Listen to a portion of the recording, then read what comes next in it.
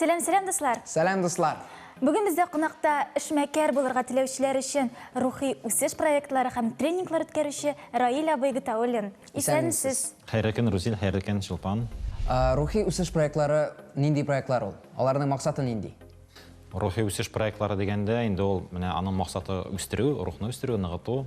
Күп кенә кеше төрле зур эшләр башкара алыннан, аны булдыра алырмынмы, башкарып чыга алырмынмы дигән шундый үзенә уйлар килә. Кемдер инде ул вакытта, булмас миннән дә, анда якын тирәдәге, синнән булмый ул диләр. Инде рухың була икән, әгәр дә теләгең була икән, әгәр дә кешең була икән, ул вакытта син ул эшне башкарып чыга аласың. Менә рухи проектлар, аны рухи үсеш проектларына менә шул рухны үстерү өчен кирәк. Сез үзегез бизнесмен түгелме? Мин инде 12-13 ел IT компания директоры, моннан тыш әле коммерцияле булмаган Татар интернетын үстерү фондын җитәклим. Раил абый, мәсәлән, минем эшмәкәр буласым килә. Иң башта миңа эшне нәрсәдән башларга?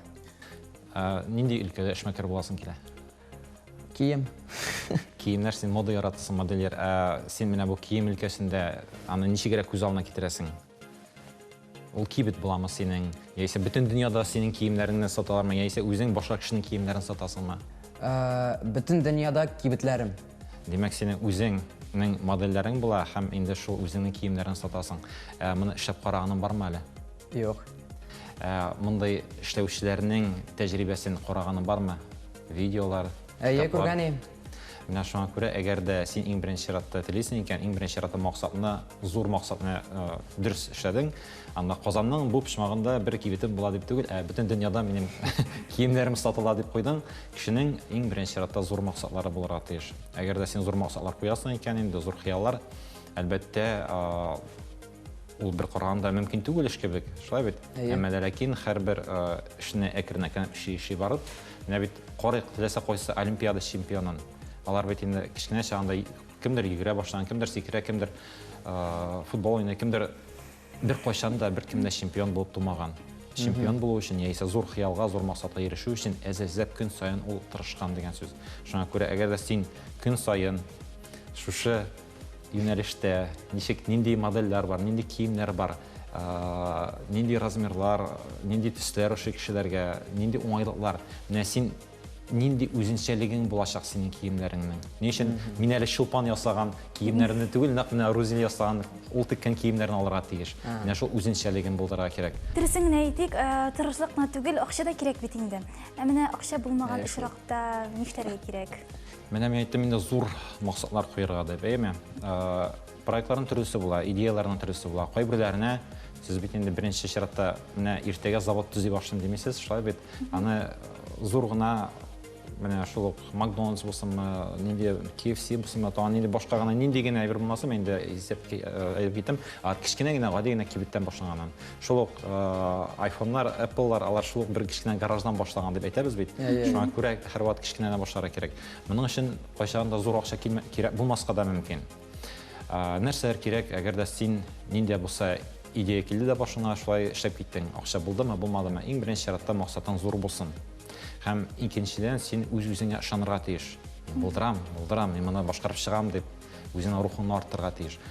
Үзеңнең белемеңне арттырырга тиеш бу юнәлештә. Бәлки аны акчасыз да, яисә бартер белән, яисә башка төрле мөмкинлекләр бардыр шушы идеяны тормышка ашыру өчен. Аннары инде синең рухың бар икән, син карый башлыйсың башка эшмәкәрләрне, башкалары ничек ирешкәннәр шушы уңышка. Һәм шушы эшмәкәрләр, шушы шәхесләр, уңышка ирешкән шәхесләр арасында йөреп, син үзеңнең әйләнә-тирә мөхитеңне үзгәртәсең. Алар шикелле уйлый башлыйсың, алар шикелле зурак идеяларны тормышка ашыруга өйрәнә башлыйсың. Һәм инде синең әйләнә-тирәңдә дә нәкъ шундый кешеләрне җыя башларга тырышырга кирәк. Көчле, ныклы, акыллы кеше булган, менә кешелекне саклый белергә кирәк. Һәм никадәр кешегә син файдалы буласың, никадәр кеше синең мөмкинлекләреннән, синең хезмәтеңнән файдалана, димәк, син шул кадәр бай булуың мөмкин. Яңа гына эшмәкәрлек белән шөгыльләнә башлаган кешеләр нинди хаталар ясыйлар? Моннан алда сорау булды, акчасыз дип әйбит. Кемнәрдә акча кирәк дип, кемнәрдер кредитка акча алалар. Кредитка акча алу иң беренче чиратта кирәкми. Спонсорлар.